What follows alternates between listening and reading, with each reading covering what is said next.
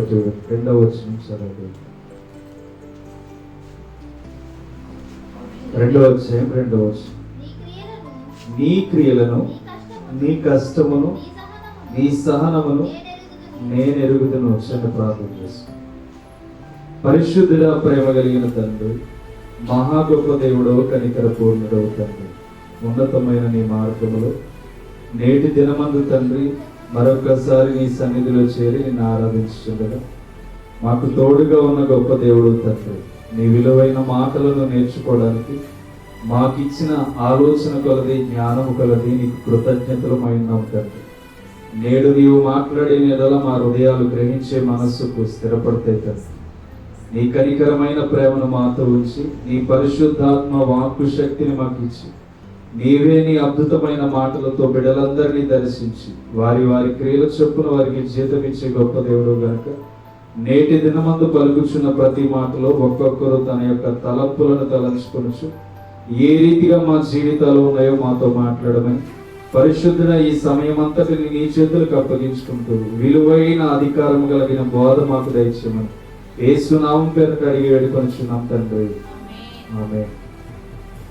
దేవుని నామంలో కూడి వచ్చిన మీ అందరికీ వందనాలు తెలియజేస్తున్నాం. దేవుని కృపలో అందరూ బాగున్నారు కదా? దేవుని నామాన్ని బట్టి మనము నేర్చుకుంటున్న వాక్యము చాలా విలువైనది.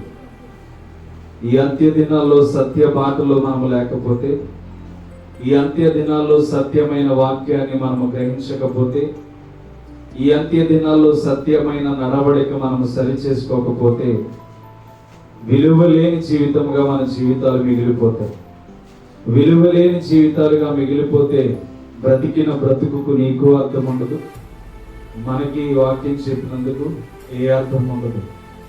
కాబట్టి శ్రద్ధాశక్తితో కొన్ని నిమిషాలు దేవుని మాటలు విందాం. ఇప్పటికే 12:30 గంటలైతే ఇంచుమించు 1 గంట పావు కల్లా మనం ముగించుకుంటాం. దేవుని యొక్క నామంలో చాలా శ్రద్ధాశక్తితో దేవుని మాటలు విందాం. మొదటిగా ఈ యొక్క ఎఫెసీ సంఘానికి దేవుడు సెలవిస్తున్న మాట ఏంటంటే నీ క్రియలను అని అంటున్నాడు. మనం ఆలోచన చేద్దాం. నీ క్రియలను అంటే దేవుడు గుర్తు చేసుకుంటున్నాడు తన యొక్క క్రియలను. ఏ రీతిగా గుర్తు చేసుకుంటున్నాడు అని ఆలోచన చేస్తే నీ క్రియలను, నీ కష్టమును, నీ సహనమును దేవుడు ఎరుగుతాడంట. అర్థమవుతుందా? దేవుడు చెప్తున్న మాట చూడండి. యోహాను సువార్తికుడు ద్వారా, యోహాను ప్రవక్త ద్వారా, అపోస్తలుడి ద్వారా తెలియచేస్తున్న మాట ఏంటంటే నీ క్రియలను మొట్టమొదటిగా నాకు తెలిసి ఉన్నవని చెప్తున్నాడు. అంటే ఎఫెసీ సంఘం ఏ క్రియలు కలిగి ఉందంటే దైవ ఆలోచన ప్రకారం మనం గమనిస్తే ఆ ఎఫెసీ సంఘానికి ఉన్న ప్రత్యేకత ఏమిటంటే తన క్రియలు దేవుని యందు చాలా భయభక్తులు కలిగి ఉండేవంట. ఆ ఎఫెసీ సంఘానికి ఉన్న స్థితి ఏమిటంటే చాలా భయభక్తులు కలిగిన ప్రాంతముగా ఎఫెసీ సంఘం గురించి దేవుడు రాస్తున్నాడు. అంటే దేవుడి యొక్క సంఘాన్ని గురించి క్రియలను బట్టి కూడా మాట్లాడుతున్నాడంటే సంఘములో వారు ఎంత ప్రతిష్ఠితమైన క్రియలు కలిగి జీవిస్తున్నారో ఆలోచన చేయండి. వారు ఎంత భక్తి కలిగిన క్రియలు చేస్తున్నారో దేవుని పట్ల ఆలోచన చేయండి. నేటి దినాల్లో సంఘాలు ఏ రీతిగా ఉంటున్నాయని ఆలోచన చేస్తే దేవునికి వ్యతిరేకముగానే ప్రతి సంఘము కనబడుతుంది. దేవునిని అనుకూలంతగా మార్చుకోకుండా, దేవుని అధికారిని చేయకుండా సొంత బోధకులు ఎక్కువైపోయినట్టుగా ఆలోచన ఈ రోజు మనకి కనబడుతుంది. అందుకని ఎఫెసీ సంఘంతో కూడా ఏమంటున్నాడంటే నీ క్రియలను అని చెప్పి మాట్లాడుతున్నాడు. అంటే దేవుని సంఘం చేయవలసిన క్రియలు ఏంటంటే దేవుని బాటను నేర్చుకుని దేవుని విషయాల్లో భయభక్తులు కలిగి ఉండాలి. ఎందుకంటే మనము చేస్తున్న క్రియలు మనకి చాలా సంతోషాన్ని ఇవ్వచ్చు, కానీ మనము చేస్తున్న క్రియల్లో దేవుని గణపరిచే రీతిగా ఉన్నాయో లేదో ఆలోచన చేయాలి. దేవుని ఆలోచనలకు తగినట్టుగా మన క్రియలు ఉన్నాయో లేదో నేటి దినాల్లో మనము ప్రత్యేకముగా ఆలోచన చేయాలి. ఏ మానవుడైనా జీవిస్తున్నాడు దేవుని కొరకే జీవిస్తున్నాడు, కానీ దేవునికి ఇష్టమైన క్రియలు చేయడంలో ఈ ఎఫెసీ సంఘం ఎంతో ఆరితేరినదిగా కనబడుతుంది. అలాంటి ఎఫెసీ సంఘం గురించి చివరికి వెళ్ళేటప్పటికి నీ మొదటి క్రియలను నీవు జ్ఞాపకము చేసుకోవాలి, ఎందుకంటే వాటిని విడిచిపెట్టేసావని చెప్పి ఆ మాటలు, ఆ వాక్యములు తెలియబడుతూ ఉంటాయి. అని దేవుడు ఎందుకు యోహాను భక్తుడి ద్వారా ఎందుకు సెలవిస్తున్నాడు ఎఫెసీ సంఘానికి అంటే తన మొదటి చేసిన క్రియలంతా విడిచిపెట్టేసిందంట. అర్థమవుతుందా? తన మొదటి చేసిన క్రియలన్నింటినీ విడిచిపెట్టేసి మరలా ఏం చేసిందంటే అన్యులు నడిచినట్టుగా ఆ సంఘం మరలా తప్పు చేయడం ప్రారంభించేసింది. ఈరోజు నేటి జీవితాల్లో మనము చేస్తున్నది కూడా అదే పొరపాటు.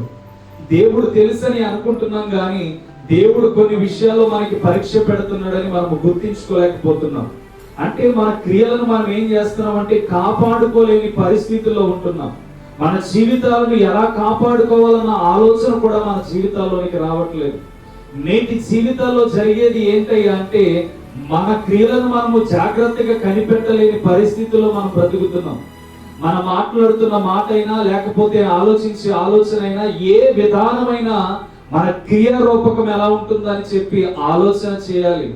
ఏమండి, రాజును తీసి పడేసి దావీదుని ఎన్నుకోవడానికి గల కారణం ఏంటంటే ఆ సౌలు రాజును తీసే ఇక నా మాట విన్నోండి ఎందుకు అని చెప్పి సమూయేలుని దేవుడు గద్దిస్తూ ఉన్నాడు.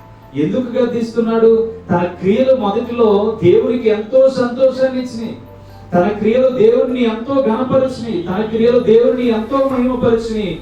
తనకి ఒక అధికారము చెలాయింపు వచ్చేటప్పటికి తన వెనకాల జనాంగాన్ని చూసుకుని తన మొదటి క్రియలను ఏం చేశాడు?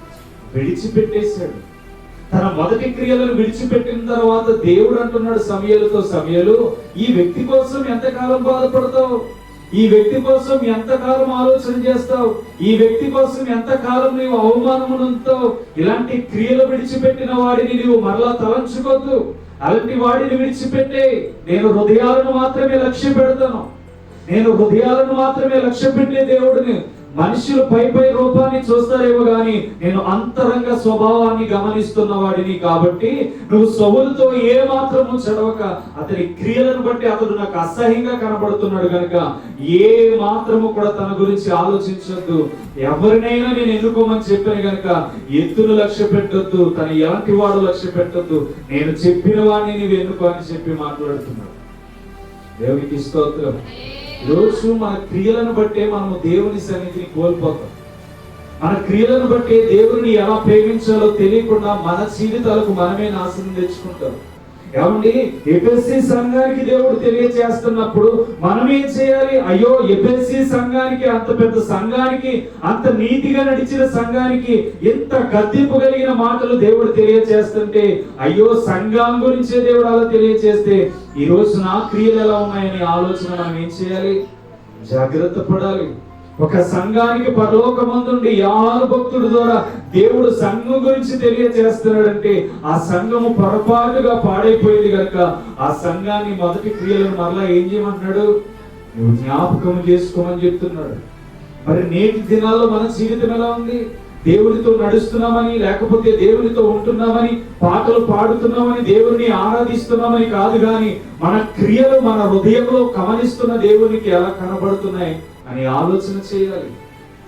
మరి మనం అలా ఆలోచన చేస్తున్నామా?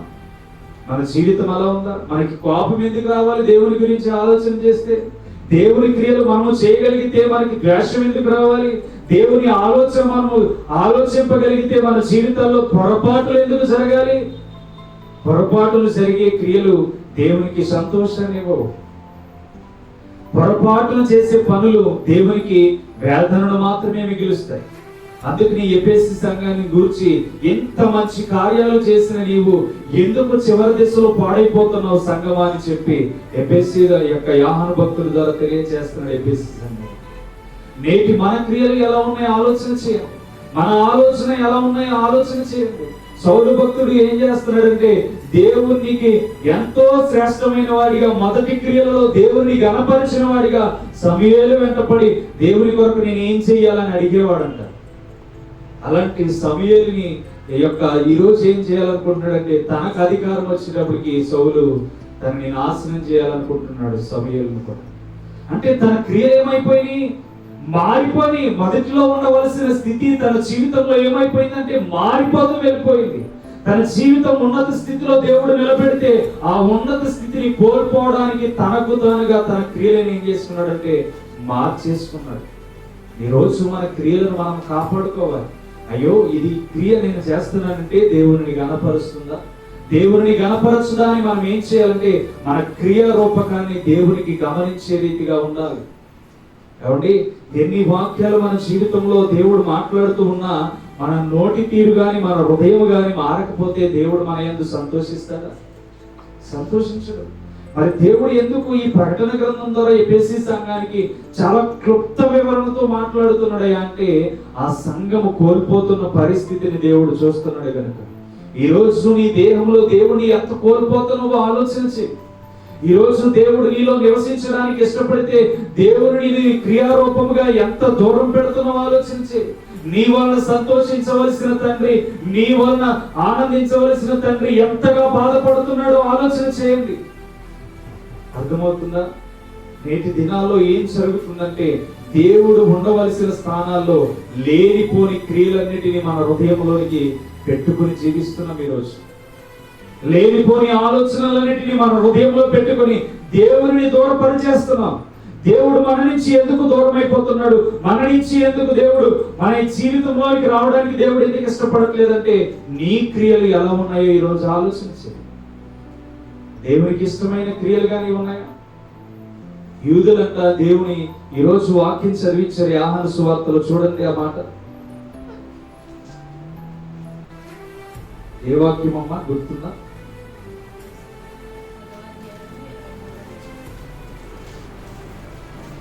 పదవ అధ్యాయము 25వ వచనం చూడండి.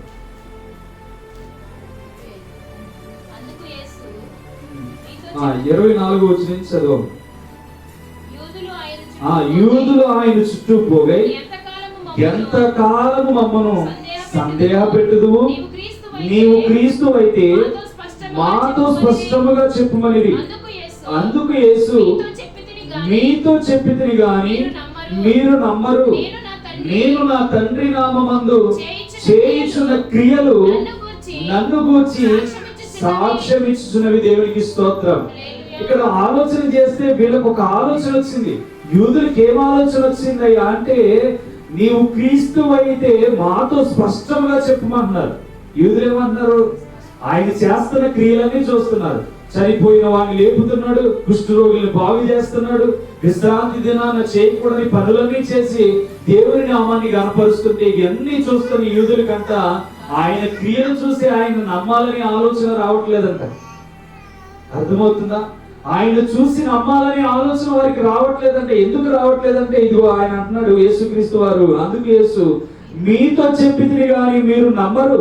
నేను నా తండ్రి నామమందు చేయించిన క్రియలు నన్ను గూర్చి సాక్ష్యం ఇచ్చుచున్నవి.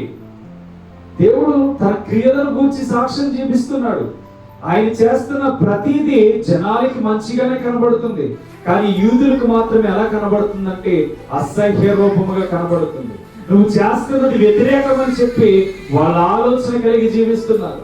నువ్వు చేస్తున్నది పొరపాటని చెప్పి వాళ్ళు ఏం చేస్తున్నారంటే లక్ష్య పెట్టట్లేదు దేవుని క్రియలను. అర్థమవుతుందా? ఈరోజు మనము కూడా దేవుని వాక్యాన్ని లక్ష్య పెట్టకపోతే దేవుడు మన యందు ఎలా నిలబడతాడు? దేవుడు మన యందు ఎలా జీవిస్తాడు? అసలు యూదులకి కళ్ళు కట్టినట్లుగా దేవుడు అనేకమైన అద్భుతాలు చూస్తుంటే వారు అన్న మాట, యేసుక్రీస్తు అంటున్న మాట ఏంటంటే నేను ఇన్ని క్రియలకు ఎదురుగా చేస్తున్నానే మీరు నమ్మట్లేదు అంతే.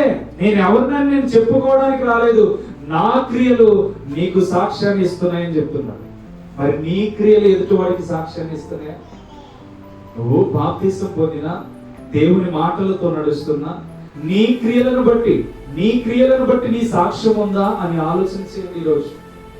అందుకని ఎఫెసీ సంఘంతో అంటున్న మాట, నీ క్రియలు నేను గుర్తెరిగాను, నీ క్రియల గురించి నాకు తెలుసు, అందుకని నీ గురించి మాట్లాడుతున్నానని మాట్లాడుతున్నాను. మరి నీ క్రియలను బట్టి నీ సాక్ష్యం నిలబడుతుందా? యేసుక్రీస్తు వారు స్వయాన మాట్లాడుతున్న మాట, నేను నా తండ్రి నామమందు చేయించిన క్రియలు నన్ను గూర్చి సాక్ష్యం ఇస్తున్నాయి. మరి దేవుని నామమందు బ్రతుకుతున్న నీ జీవితం దేవుని గణపరిచే రీతిగా సాక్ష్యం ఇస్తుందా? నీ జీవితానికి నీ క్రియలు నీకు సాక్ష్యం ఇవ్వాలని వాక్యం సెలవిస్తుంది. యేసుక్రీస్తు వారే ఆ మాట మాట్లాడుతున్నారు. నీ క్రియలంట ఆయనకి సాక్షులు, జనాలకి సాక్షులుగా కనబడాలి. మరి నీ సాక్ష్యం ఎలా ఉంది ఈరోజు? నీ హృదయాన్ని బట్టి ఆలోచన చేయండి, నీ జీవితాన్ని బట్టి ఆలోచన చేయండి, నీ క్రియలు ఏ రీతిగా ఉన్నాయో, నీ బిహేవియర్ ఏ రీతిగా ఉందో, నీ మాటలు ఎలా ఉన్నాయో, నీ స్వార్థమైన మనస్సు ఎలా ఉందో నేటి దినాల్లో నువ్వు ఆలోచన చేయకపోతే నీ స్థానాన్ని నేను తప్పించేస్తానని దేవుడు అంటాడు. నీకు ఇచ్చిన అవకాశాన్ని పాడు చేసుకుంటున్నావు, నీకు ఇచ్చిన జీవితాన్ని పాడు చేసుకుంటున్నావు. నువ్వు నన్ను గుర్తించడం మానేసి నీ సొంత క్రియల మీద ఆధారపడిపోతున్నావు. ఈ రోజు సౌలు నాశనం అయిపోయాడు. ఎందుకు నాశనం అయిపోయాడంటే తన సొంత క్రియల మీద ఆధారపడ్డాడు, తనకున్న బలగం మీద ఆధారపడ్డాడు. ఆధారపడవలసిన దేవుని మీద ఆధారపడడం మానేశాడు. ఇంత రాజ్యం నా చేతిలోనికి వచ్చిందే, ఈ దేవుని వల్లనే నాకు జరిగిందని చెప్పి దేవుని విడిచిపెట్టి దేవుని మాటను తిరస్కరించి తన సొంత క్రియలను నెరవేర్చాడు. మరి నేడు మన జీవితాలు కూడా అలాగే ఉంటుంది. మన సొంత క్రియల మీద ఆధారపడితే ఎన్నటికీ మనం ఆశీర్వదించబడలేదు. మన సొంత ఆలోచనల మీద ఆధారపడితే ఏ మాత్రము కూడా మనము ఆశీర్వదించబడలేము. మరి ఎప్పుడు ఆశీర్వదించబడతామంటే నీ క్రియలను బట్టి ఎవరైతే సాక్ష్యం పంచుకుంటారో ఆ సాక్ష్యాన్ని బట్టి నీవు వర్ధిల్లడం ప్రారంభించబడతావు. దేవునికి స్తోత్రం. కాబట్టి నేడు మన క్రియలు ఎలా ఉన్నాయో మనం ఆలోచన చేయాలి. యేసుక్రీస్తు వారే అంటున్నారు, నా క్రియలను మీరు చూస్తున్నారు కానీ ఏ మాత్రమే మీరు మాటను నమ్మట్లేదు, నా క్రియలే సాక్ష్యం అని చెప్తున్నారు. ఆయన అంతగా మన జీవితాల్లో వెలుగునివ్వడానికి ఇష్టపడుతుంటే మనం ఏం చేస్తున్నాం? యూదుల వలెనే జీవిస్తున్నాం. దేవుడు మనలోనికి రావాలని ఇష్టపడితే కళ్ళతో దేవుని వాక్యాన్ని, చెవులతో దేవుని వాక్యాన్ని విని కళ్ళతో దేవుని కార్యాలను చూడగలుగుతున్నాము కానీ అసలు దేవుడు మనతో ఉండడానికి మనం సమయాన్ని కల్పిస్తున్నామా? మన క్రియలు దేవునికి ఇష్టమైన వాటిగా ఉంటున్నాయో లేదో మనం గమనిస్తున్నామా? గమనించలేదు. అందుకని ఎఫెసీ సంఘానికి నీ క్రియలను నేను గమనిస్తున్నాను, నీ క్రియలను నేను చూస్తున్నాను. నువ్వు చేసిన మొదటి క్రియలని విడిచిపెట్టేసి ఈరోజు ఆ అన్య ఆచారాలతో నడుస్తున్న సంఘాలను చూసి నీ సంఘం ఎంత పవిత్రమైనదో ఆ సంఘాన్ని పాడు చేస్తున్నావు అని చెప్పి ఎఫెసీ సంఘానికి యోహాను భక్తుల ద్వారా సెలవిస్తుంది. మరి నేడు మన జీవితం బాగుపడాలని దేవుడు ఎన్నో వాక్యాలతో మనతో మాట్లాడుతుంటే, మన జీవితాలు దేవుని కొరకే వెలిగించాలని దేవుడు ఎంతగానో ఎదురు చూస్తుంటే, మరి ఈ రోజు నీ క్రియలు దేవునికి ఇష్టమైనవిగా లేవో ఆలోచించు.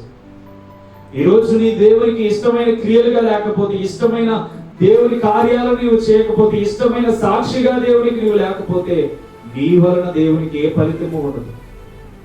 అర్థమవుతుందా? నిన్ను గెట్టి వేసి దేవుడు నీ స్థానంలో ఇంకొకరిని తీసుకుంటాడు, నిన్ను పక్కకి నెట్టి ఇంకొకరిని తీసుకుంటాడు. అందుకనే ఆ సౌలు భక్తుడి ద్వారా మాట్లాడుతున్న మాట ఏంటి అంటే ఆలోచన చేస్తే ఆ 7వ వచనంలో అంటున్న మాట, 16-7వ వచనంలో అంటున్న మాట, అయితే యెహోవా సమూయేలుతో ఇలాగూ సెలవిచ్చెను, అతని రూపమును అతని ఎత్తును లక్ష్య పెట్టకము, మనుషులు లక్ష్య పెట్టు వాటిని యెహోవా లక్ష్య పెట్టడు. నువ్వు మనుషులకు కనబడే రీతిగా ఉండాలనుకుంటే యెహోవా నిన్ను లక్ష్య పెట్టడు. నువ్వు దేవునికి మాత్రమే లక్ష్య పెట్టేవాడిగా కనబడాలి. దేవుడు నన్ను చూడాలని లక్ష్యంతో నీవు జీవించాలి. దేవుడు నా జీవితంలో ఉండాలని లక్ష్యంతో నీవు బ్రతకాలి. ఎందుకంటే దేవుడు ఎవరిని లక్ష్య పెడతాడంటే ఆయన, చూడండి అక్కడ మాట్లాడుతున్న మాట, అతని రూపమును అతని ఎత్తును లక్ష్య పెట్టకము, మనుషులు లక్ష్య పెట్టు వాటిని నేను లక్ష్య పెట్టను సమయాలు అని చెప్తున్నాడు. మరి ఈ రోజు దేవుడు నిన్ను లక్ష్య పెడితే నువ్వు ఆశీర్వదించబడాలి కదా. దేవుడు నిన్ను చూడగలిగితే, దేవుడు నీ సాక్ష్యాన్ని బట్టి ఆనందించగలిగితే, దేవుడు నీ సంతోషాన్ని బట్టి ఆనందించగలిగితే, నీ క్రియలను బట్టి దేవుడు ఆనందించగలిగితే, మరి ఈ రోజు నీ ఎత్తు ఎంత అవ్వాలి? ఆలోచన చేయండి. నీ గురించి ప్రజలు మాట్లాడుకునే రీతిగా నీ ఎత్తు ఎలా ఉండాలంటే, ఇతడు గురించి మొత్తం యేసుక్రీస్తు గురించి అంట యావత్ అక్కడున్న ఇశ్రాయేలు సమాజం అంతా మాట్లాడుకుంటుందంట. అసలు ఇతను క్రీస్తేనా?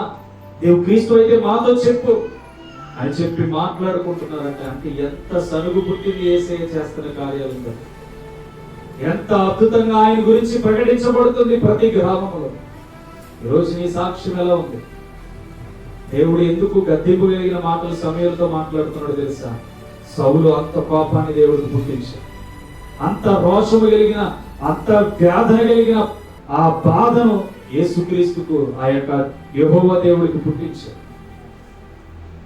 మరి మన జీవితం ఎలా ఉందో ఈరోజు నీ క్రియలను బట్టే దేవుడు మాట్లాడుతున్నాడు, నీ క్రియలను బట్టే దేవుడు అడుగుతున్నాడు. అర్థమవుతుంది కదా?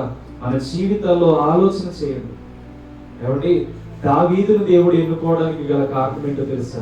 తనలో ఉన్న తగ్గింపు తత్వాన్ని మొట్టమొదటిగా దేవుడు గమనించాడు. మొదటిగా సమూయేలుని సౌలుని ఎందుకు ఎన్నుకున్నాడో తెలుసా?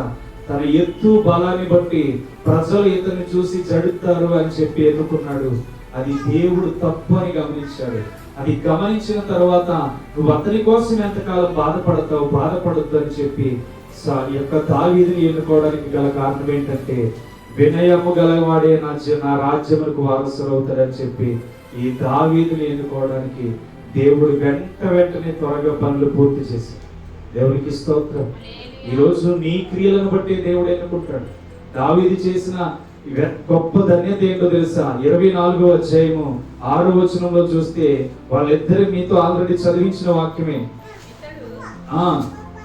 24వ అధ్యాయం 6వ వచనం, సమూయేలు ఇతడు యెహోవా చేత అభిషేకము నొందినవాడు గనుక యెహోవా చేత అభిషక్తుడైన నా ప్రభువునకు ఈ కార్యము చేయను యెహోవాను బట్టి. మనం చదువుతున్నాం చూడండి 5వ వచనం. సౌలు పై వస్త్రమును తాను కోసినని దావీదు మనసును వచ్చి, ఇతడు యెహోవా చేత అభిషేకము నొందినవాడు గనుక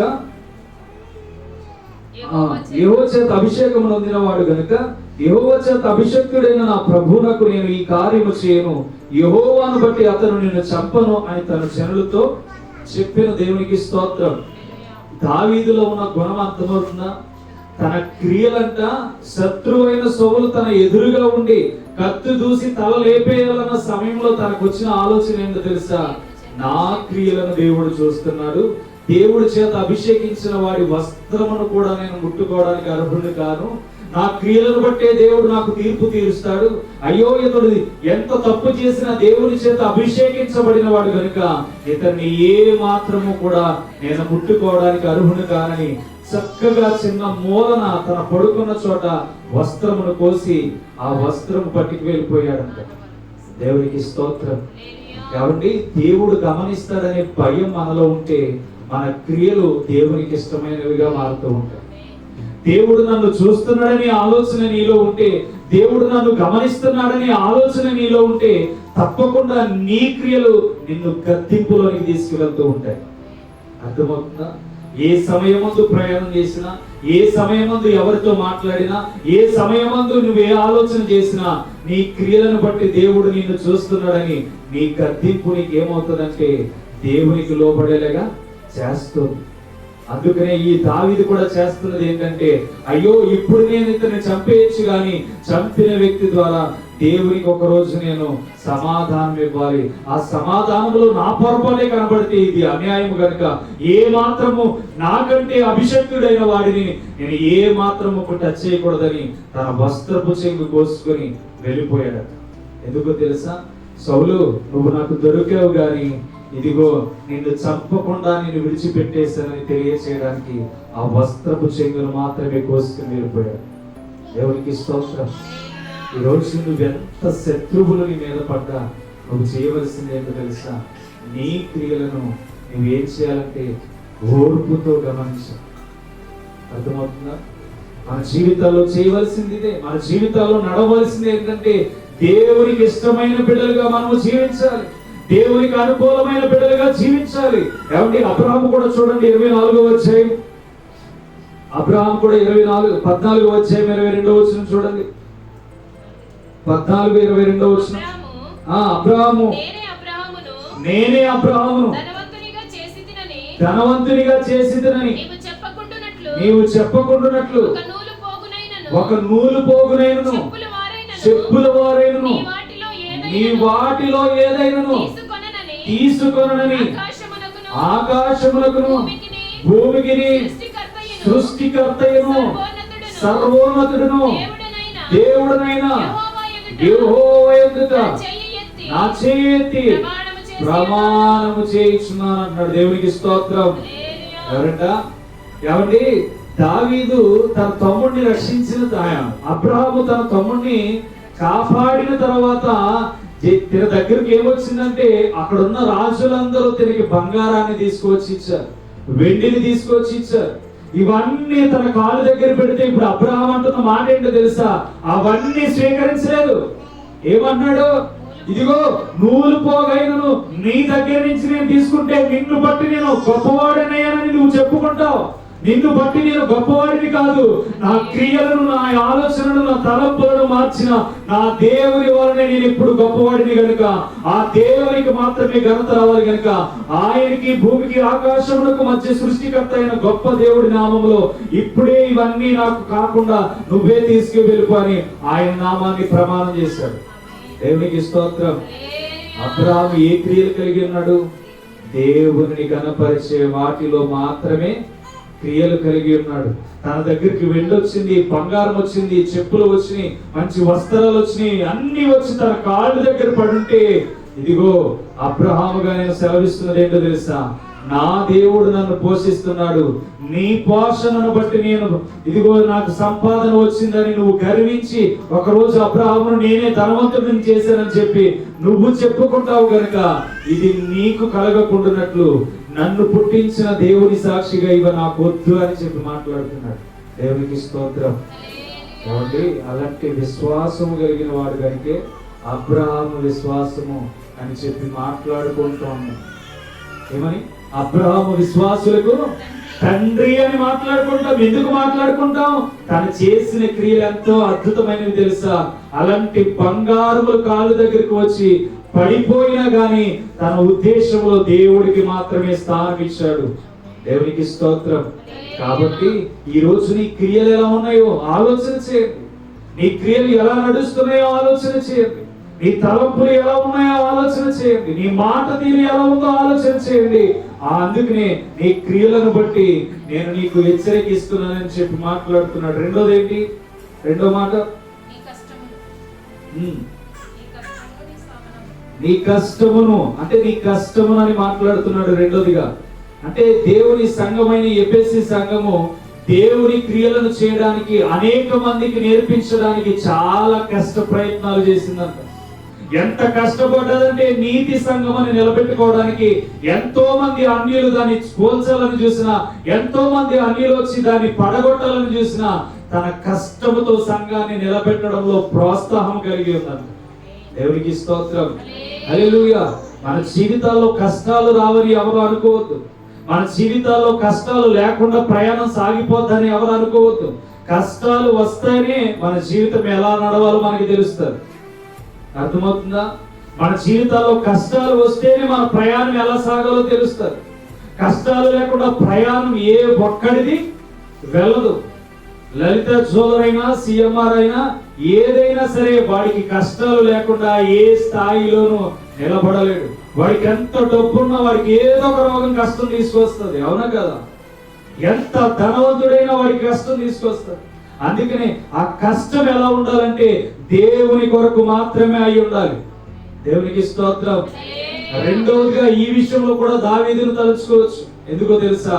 తన కుమారుడు తన మీద బేట్రేగిపోతున్న సమయంలో, దావీదును చంపేయాలన్న సమయంలో తనకి సహనము కలిగి ఎంతో కష్టం వచ్చిన తన బిడ్డల నుంచి ఏం ఆశించాడంటే, నేను ఎక్కడికి వెళ్ళినా నా కుమారులు బాగుండాలని తను కష్టపడ్డాడు తప్ప తను ఏ మాత్రం కూడా చంపే అధికారము ఆలోచన ఉన్నా గాని ఏ మాత్రము కూడా అబ్షాలోముని ఏమీ చేయకుండా తను అరణ్యాల వెంట పరుగులు పెట్టాడు.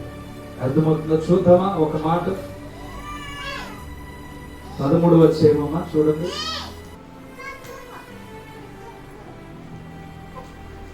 రెండో సమయాలు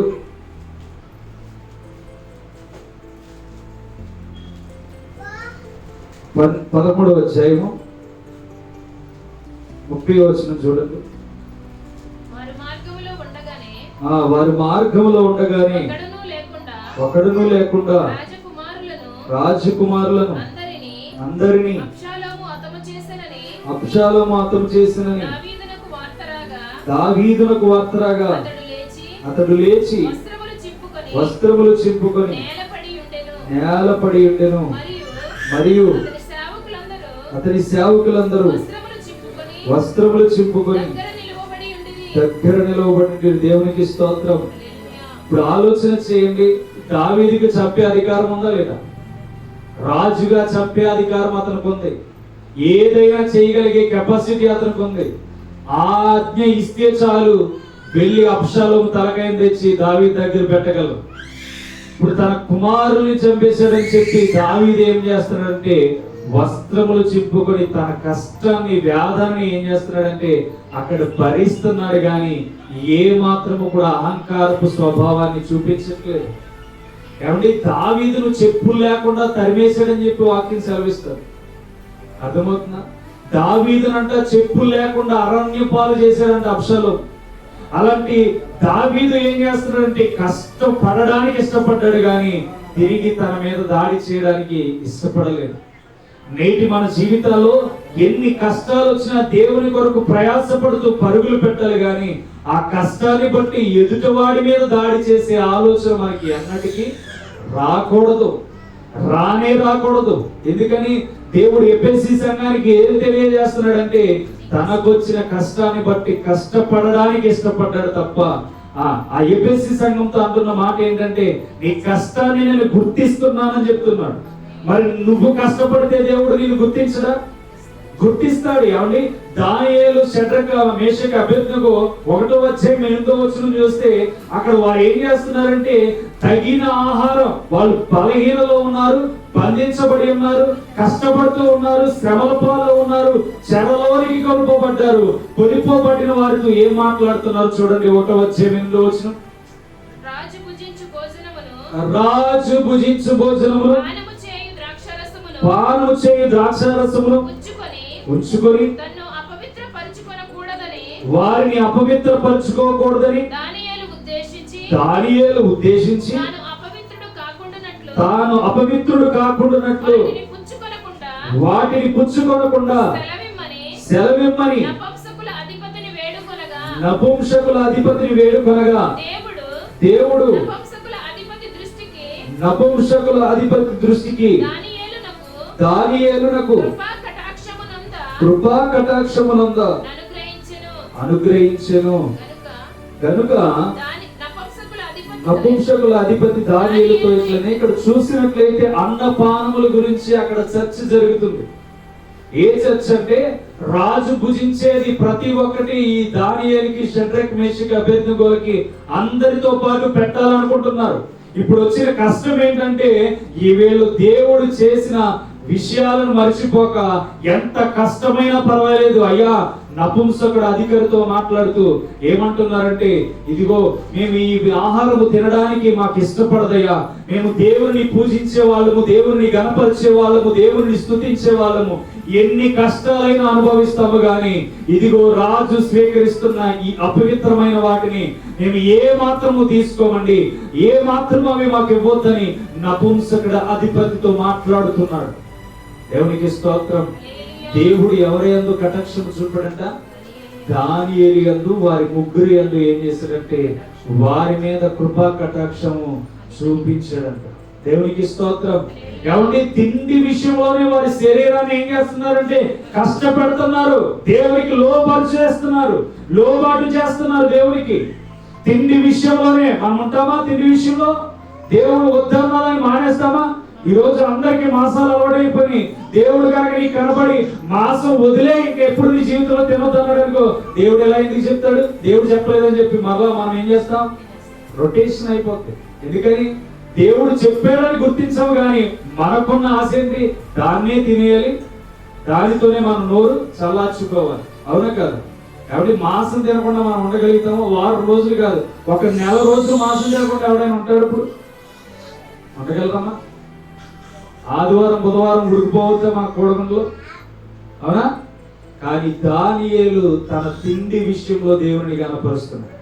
తనకు వచ్చిన కష్టాలు, శ్రమలు ఏంటంటే చెరసాలలో ఉండి అధికారులతో ఏం తెలియజేస్తున్నాడంటే అయ్యా నా జీవితంలో నేను దేవుని ఎంతగానో ఇష్టపడుతున్నాను, కష్టమైనా సరే దేవుని గణపరచాలి, నా జీవితం దేవుని కొరకు నడవాలని ఇష్టపడుతున్నాను కనుక ఇలాంటి క్రియలు నా దేవునికి ఇష్టం ఉండవు, ఇలాంటి క్రియలు దేవునికి ఇష్టం లేవు కనుక ఇదిగో నాకు కష్టమైనా సరే ఇదిగో ఆ శాఖ ధాన్యములను మాకు ఇచ్చి ఏమంటాడు చూడండి అక్కడ,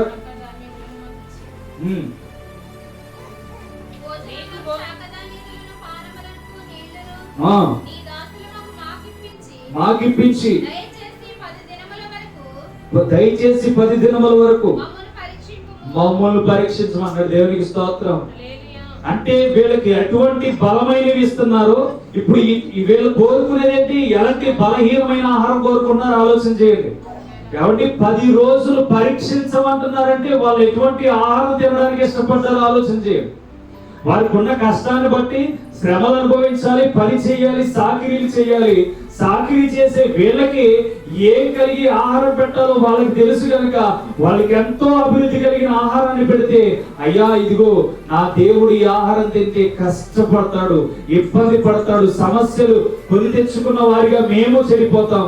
ఈ కష్టానికి ప్రతిఫలంగా ఒక్క 10 రోజులు మీరు మాకు ఏం చేస్తారంటే ఈ శాఖాధాన్య ఆహారాలు మాకు ఇచ్చి, ఈ కాయగూరల ఆహారాలు మాకు ఇచ్చి మీరు మమ్మల్ని 10 రోజులు పరీక్షించండి.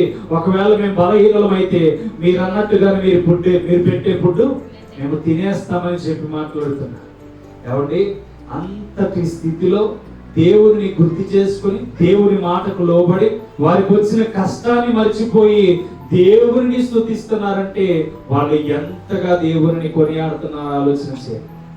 వారు కష్టపడడానికి ఇష్టపడుతున్నారు. అస్తాను మనము మన జీవితాలు దేవుని కొరకు ఎంత కష్టపడుతున్నాయి, ఎంతసేపు ప్రార్థన చేయగలుగుతున్నాయి, ఎంతసేపు వాక్యాన్ని ధ్యానించగలుగుతున్నాయి, ఎంతసేపు దేవుని సన్నిధిలో నిలబడగలుగుతున్నాయి, ఎంత సన్నిధిలో దేవుని గణపరచగలుగుతున్నాయి ఆలోచన చేయండి.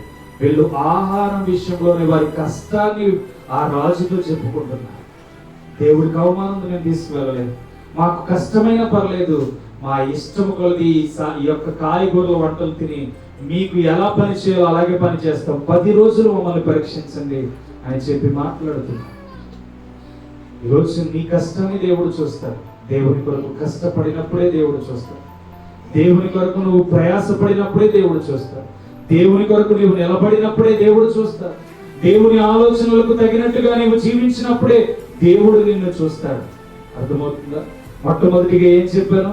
నీ క్రియలను చూసుకోవాలి జాగ్రత్తగా. దేవుడు ఎందుకు చూస్తాడు మన క్రియలనంటే మనకి ప్రతిఫలం ఇచ్చేది ఆయనే గనుక మన క్రియలను మొట్టమొదటికి ఈ లోకంలో ఎవరు వెతకరు, కానీ పరలోకమందున్న దేవుడు మన హృదయాన్ని పరీక్షించి మన క్రియలను చూస్తాడు. రెండవదిగా నీ కష్టాన్ని చూస్తాడు. అర్థమవుతుందా? నీ కష్టాన్ని చూస్తాడు కనుక ఈ కష్టము దేవుని కొరకు నేను పడాలని చెప్పి ఈ రోజు నువ్వు తీర్మానం తీసుకోవాలి. మూడవదిగా ఏంటంటే సహనమును. ఎంతమందికి సహనం ఉంటుందండి? ఉంటుంది అసలు మనకి చాలా కష్టం. సహనం ఉంటుంది మనకి చాలా కష్టం. కొంచెం గట్టిగా తిట్టుకుందామంటే మనకి లేనిపోనివన్నీ వస్తాయి రా.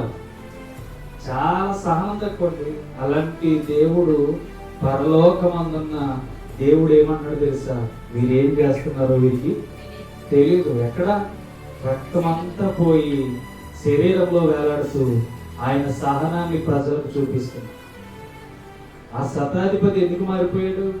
బల్లెము పోటు పడవగానే అతని మీదకి నీళ్ళు వచ్చి పడగానే తన జీవితం మహా అద్భుతంగా మారిపోయింది. అతనికి ఒక చరిత్ర ఉంది. బల్లెంతో పొడిచిన వాడు అతనికి ఒక చరిత్ర ఉంది. అతడు సువార్తికుడు అయిపోయి దేవుని కొరకు హతసాక్షుడిగా మారిపోయాడు. ఆ వాటర్ పడిన వ్యక్తి, బల్లెంతో పొడిచిన వ్యక్తి. అర్థమవుతుందా? అంటే దేవునికి ఉన్న ఓర్పు మనలో తెచ్చుకోవాలి. సహనము మనము కలిగి జీవించాలి. ఆ సహనము కలిగి జీవించినప్పుడే మన జీవితం మహా అద్భుతంగా వెలిగించబడుతుంది. యోబుకి ఎన్ని శ్రమలు వచ్చినాయి, ఎన్ని కష్టాలు వచ్చినాయి, చావైనా బ్రతుకైనా క్రీస్తు కొరకే అని బ్రతికాడు.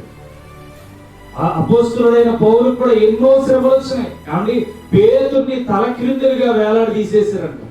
తలక్రిందులుగా వేలాడదీసి రంపాలతో కోయబడిన శిష్యులు కనబడుతున్నారు. ఒక వ్యక్తిని అయితే ఆంద్రియన్ అనుకుంటా తలక్రిందులుగా వేలాడదీసి నడిమిమయంగా రంపంతో కింద నుంచి పైదాకా కోసుకుంటూ వెళ్ళిపోయారు. ఇలాంటి సహనము కలిగి ఉంటేనే మన సాక్ష్యం నిలబడుతుంది. ఇలాంటి సహనము ఓర్పు కలిగి ఉంటేనే మన సాక్ష్యం దేవుని ఎదురు చేరుతుంది. దేవుడు ఎఫెసీ సంఘానికి ఎందుకు తెలియజేస్తున్నాడంటే ఆ సహనము కూడా మనలో ఈరోజు వెతుక్కోవాలి. మనలో ఓర్పు కలిగి జీవించాలి. మనలో యథార్థత కలిగి జీవించాలి.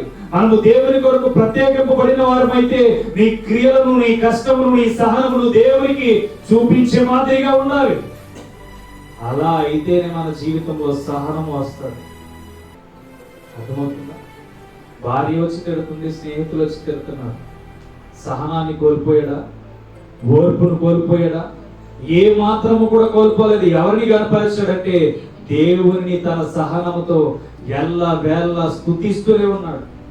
42వ వచనంలో తనను ఆశీర్వదించినట్టుగా కనబడితే మిగతా 40 గ్రంథాలు ఏం చదివిస్తున్నాయంటే తన పడిన కష్టాన్ని, వేదనని, బాధని, తన పడిన ప్రయాసంతటిని, గురుపులతో పడ్డ వేదనంతటిని తెలియచేస్తుంది వాక్యం. మరి అలాంటి సహనం ఈ రోజు మనకుందా? అలాంటి ఓర్పు మనకుందా ఈరోజు? అలాంటి ఆలోచన కలిగిన విధానం మనలో ఉందా ఈరోజు? లేదు. ఎంతసేపు దేవునికి ఇష్టంగా జీవించాలన్న ఆలోచన తప్ప మన క్రియలు ఎలా ఉన్నాయి, మన కష్టం దేవుని కొరకు పడుతున్నామా, మన సహనం ఎలా ఉంది నేటి దినాల్లో అని ఆలోచన చేసే వారిగా మనం ఈ రోజు జీవించలేకపోతున్నాం. ఎందుకని ఆలోచన చేస్తే అసలు దేవునికి ఇష్టమైనవి ఏంటో కనుగొనలేకపోతున్నాం కనుక మన క్రియలను బట్టి దేవుడు ఆనందపడట్లేదు, మన కష్టాన్ని బట్టి దేవుడు ఆనందపడట్లేదు. ఇదిగో ఇక్కడ సహనం లేకుండా ఉన్నాము కనుకే దేవుడు మన యందు ఆనందపడట్లేదు. అందుకని ఎఫెసీ సంఘంతో అంటున్నాడు, నువ్వు పడిన కష్టమంతా ఒకసారి జ్ఞాపకం చేసుకో. నీ మొదటి క్రియలు నాకు చాలా ఇష్టపడ్డాయి, ఇదిగో ఈ కడపటి క్రియలు నాకు ఇష్టం లేకుండా పోతున్నాయి. ఎఫెసీ సంఘానికి హెచ్చరిక ఇవ్వు, యోహాను ఆ భక్తుడు అని చెప్పి యోహాను ద్వారా ఎఫెసీ సంఘాన్ని హెచ్చరికలు ఇస్తున్నాడు. అర్థమవుతుందా? నేడు మనకి తెలియచేస్తున్నది ఏంటో తెలుసా? దేవుడు నీ క్రియలు ఎలా ఉన్నాయో జ్ఞాపకం చేసుకో, నీ ప్రవర్తన ఎలా నడుస్తున్నావో జ్ఞాపకం చేసుకో. సౌలు భక్తుడిని దేవుడు అసహించుకున్నాడంటే దావీదుని ఎన్నుకోవడానికి గల కారణం ఏంటయ్యా అంటే తన క్రియలు మొదటిలో ఉన్నప్పుడుగా తన క్రియలు చివరి దశలో లేకుండా పోయింది. అందుకనే తన జీవితం మధ్యలో ముగించబడిపోయింది.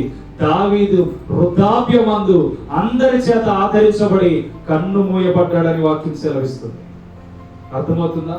కానీ సౌలు మాత్రం మధ్య భూమిలో గొడవలతోనే, అధికారంతోనే ఏమైపోయాడంటే తనతో పాటు తన కుమారుని కూడా మరణం చేసినట్టుగా కనబడుతుంది. కానీ దావీదుకి అనేక మంది పక్కన వచ్చి ఆ షునేమీరాలు యవ్వన స్త్రీని పక్కన తీసుకొచ్చి పెట్టి అంత ధన్యత కలిగిన మరణం దావీదు పొందినట్టుగా కనబడుతుంది. ఎందుకని? దేవుని క్రియలను చేయడంలో దావీదు ఎంతో సహనం కలిగి జీవించాడు. దేవునికి స్తోత్రం. ఈరోజు మనం దేవుని ఇష్టానికి అనుగుణంలో ఎంతగా ప్రయాసపడి జీవించగలిగితే, ఎంతగా ఓర్పు కలిగి జీవించగలిగితే, ఎంతగా దేవుని వెతుకుతూ మన జీవితాలను దేవుని కొరకు అర్పించగలిగితే నీ క్రియలను బట్టి, నీ కష్టాన్ని బట్టి, నీ సహనాన్ని బట్టి దేవుడు నిన్ను అంచెలంచెలుగా దీవించడం ప్రారంభిస్తాడు. దేవునికి స్తోత్రం.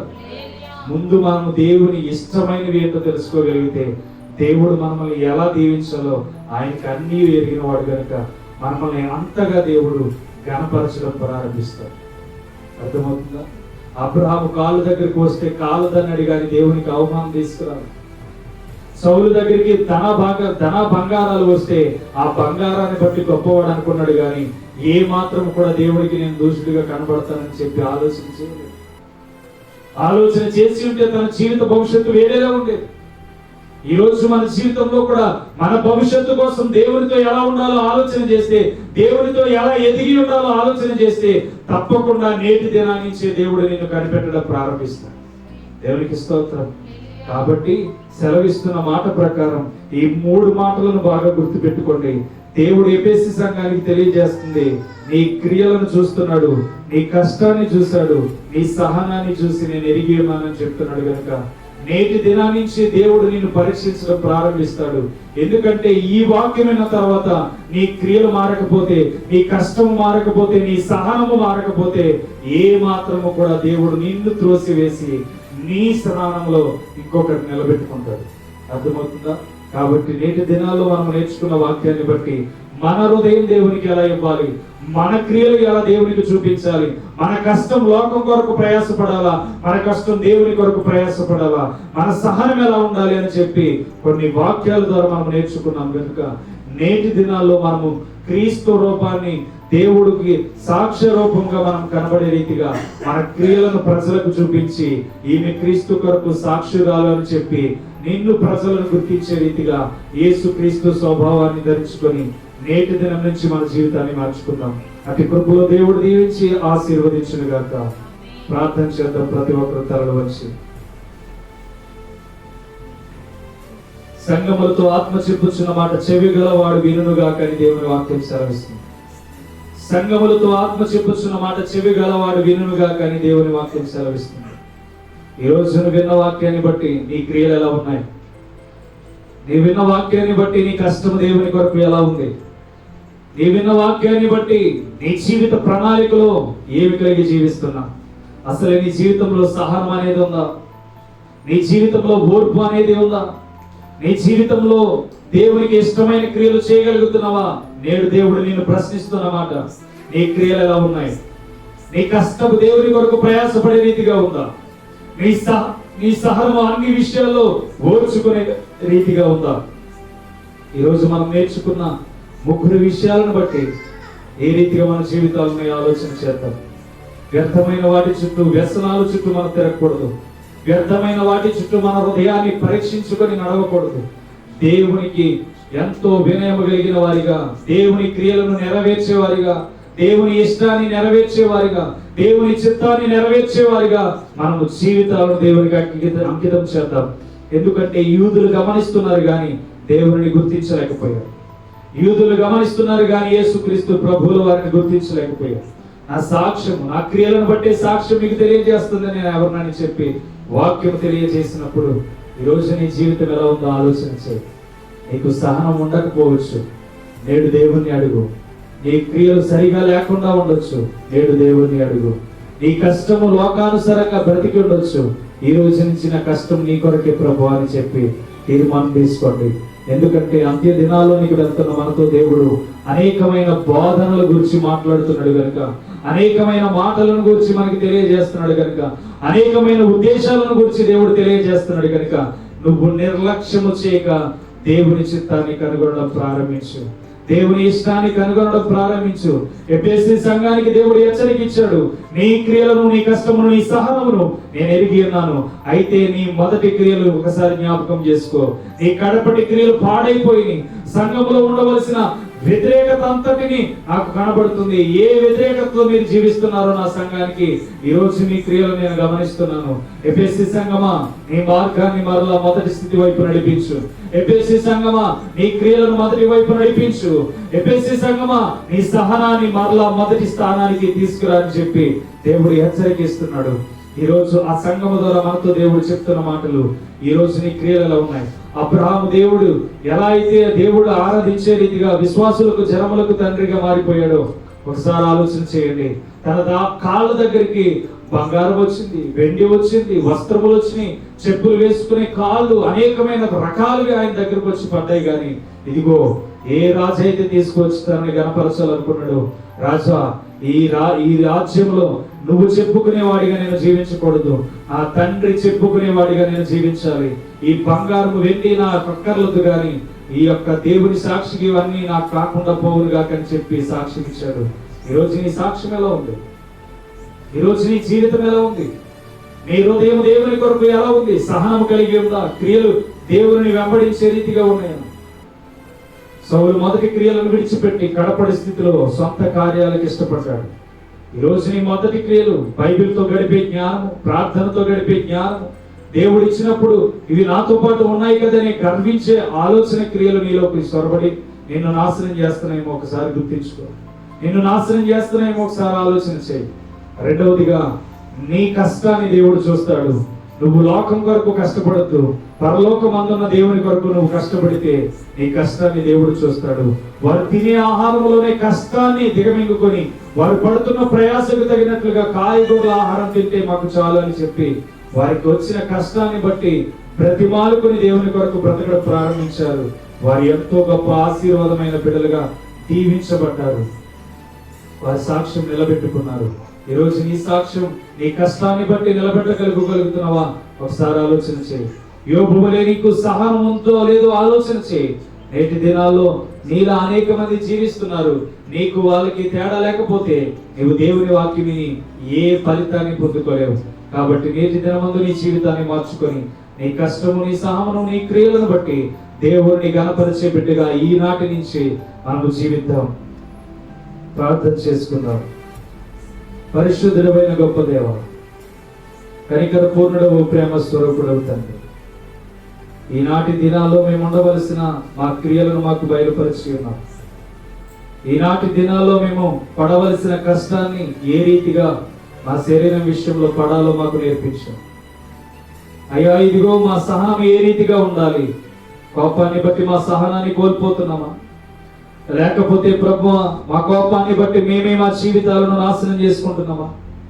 మా కోపాన్ని బట్టి నీవు పడిన సహనంలో కనీసం కొంచెమైన సహనాన్ని మేము కలిగి జీవించలేకపోతున్నామా? ఈరోజు మాకు నేర్పించిన పాఠాలను బట్టి నీకు వందనాలు తెలియజేస్తాం. ఎఫెసీ సంఘం ద్వారా మాకు నేర్పించిన మాటలను బట్టి నీకు కృతజ్ఞతాస్తుతులు చెల్లిస్తున్నాం.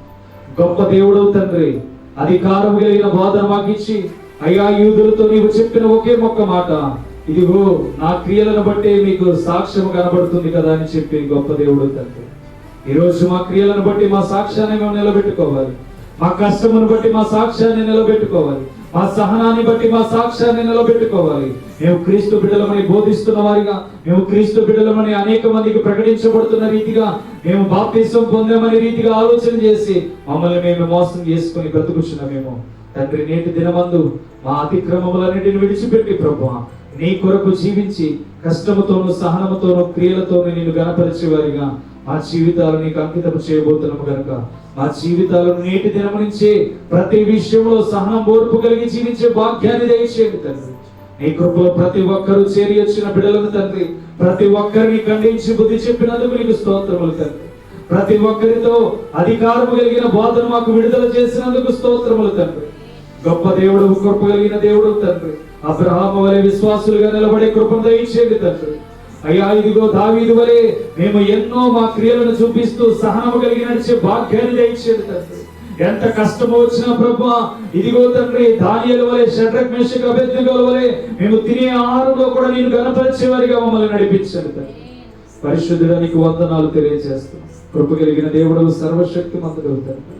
నేటి దినమందు నీవు నేర్పించిన వాక్యాన్ని బట్టి ఒక్కొక్క హృదయం అనే తలుపును తట్టిన గొప్ప దేవుడు గనుక నేటి దినమందు నీవు మాట్లాడిన ప్రతి మాటలో అద్భుతమైన వర్తమానము ద్వారా బిడ్డలు వారి పరిస్థితులను మార్చుకొని కృపను దయచేయండి.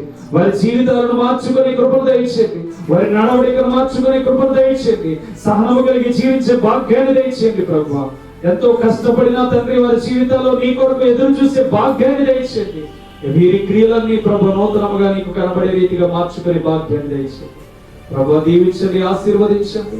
చేరి వచ్చిన ప్రతి కుటుంబాన్ని పేరు పేరు చొప్పున దీవించి ఆశీర్వదించి బలపరిచి నీ నామానికి మహిమ తెచ్చుకోమని నేడు సంఘంలో అడుగుపెట్టిన ప్రతి కుటుంబాన్ని ఆశీర్వదించి బలపరిచి వారి మధ్యలో చేయబోయే ప్రయాణాలందు ప్రయత్నములందు నీ గొప్ప కనికరమును మాకు తోడుగా ఉంచి నీ నామానికి ఘనత తెచ్చుకోమని ప్రభు అయిన యేసుక్రీస్తు నామం పేరట మంచి ఆరోగ్యములతో బిడ్డలు నింపి యేసు రక్తం, ప్రభు యేసు రక్తం విషయంలో ప్రార్థన చేస్తున్నాం. యేసు రక్తం విషయంలో అయ్యా నీ బిడ్డను దీవించి ఆశీర్వదించి మంచి ఆరోగ్యంతో నింపండి. తనకున్న బలహీనత నుంచి నీవే త్వరగా కోలుకునే స్థితిలోనికి తీసుకువచ్చి గర్భఫలంలో బిడ్డల విషయంలో బాధపడుతున్న బిడ్డల విషయంలో గొప్ప కార్యములను జరిగించి నీ నామానికి మహిమ తెచ్చుకోమని పరిశుద్ధుడా, నీకే మహిమ ఘనత ప్రభావములు చెల్లిస్తూ ఈ వారం అంతటిలో కంటికి రెప్పల బిడ్డలకు తోడుగా నీవు కాచి కాపాడి భద్రపరచమని చెప్పిన వాక్యాన్ని విడవక నీతో నడిచే భాగ్యాన్ని దయచేయమని నజరేయుడైన యేసుక్రీస్తు నామం పేరిట అడిగి వేడుకొని బ్రతిమాలుచున్నాము తండ్రి, ఆమేన్. మన తండ్రి అయిన ప్రేమయు కుమారుడైన యేసుక్రీస్తు కృపయు ఇప్పుడును ఎల్లప్పుడూ తన కృప నిత్యము మన క్రియలతోనూ సహనముతోనూ కష్టముతోనూ దేవుని గణపరచుదుము గాక. ఆమేన్, ఆమేన్. అందరికీ వందనాలమ్మా.